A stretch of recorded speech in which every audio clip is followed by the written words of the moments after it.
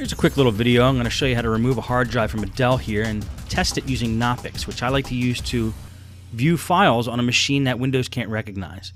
Now, Dells usually have on the side where their hard drives pull out. You can pull out the 2 screws or sometimes 4, and the hard drive comes out of the side.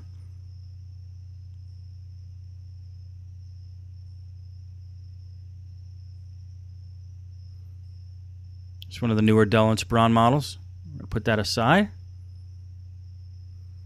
And we're going to take the hard drive. Now, these hard drives usually come in some kind of case. Or it's called a tray, hard drive tray in most cases. There's 4 thick little screws holding it in on the edge. Sometimes 2.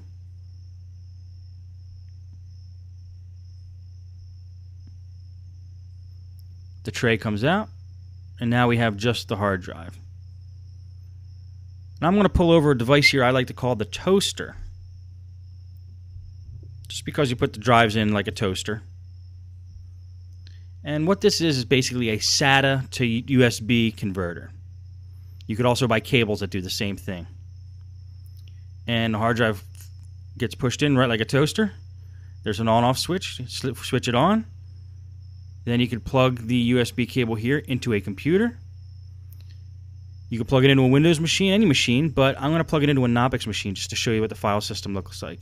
This is a USB to SATA or USB to IDE cable. So if you don't have, the toaster only works for SATA mainly, but you could use the IDE cable. Now, I'm switched over real quick to a computer that's booting up KNOPPIX. This is your KNOPPIX boot screen. We're running KNOPPIX version 5.1. Bootable CD. You don't have to install anything on your hard drive. And that was a real sped up version of the boot process. Now we just plug the USB port of the toaster into this machine, and we get a pop-up window similar to Windows. Just going to cancel that out. Now we see the hard drive appeared on the left-hand side. Click it once. You don't have to double-click on KNOPPIX. Click it once.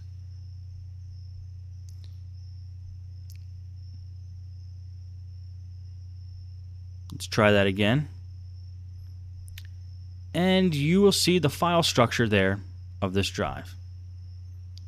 Now, if you've tried this drive in Windows and it did not boot or did not load, try it in KNOPPIX and you might be able to access the files. I've saved many files this way. It's a great tool for data recovery, and it allows you to do it easily just in a Windows type environment. So that's just a quick little demo of KNOPPIX.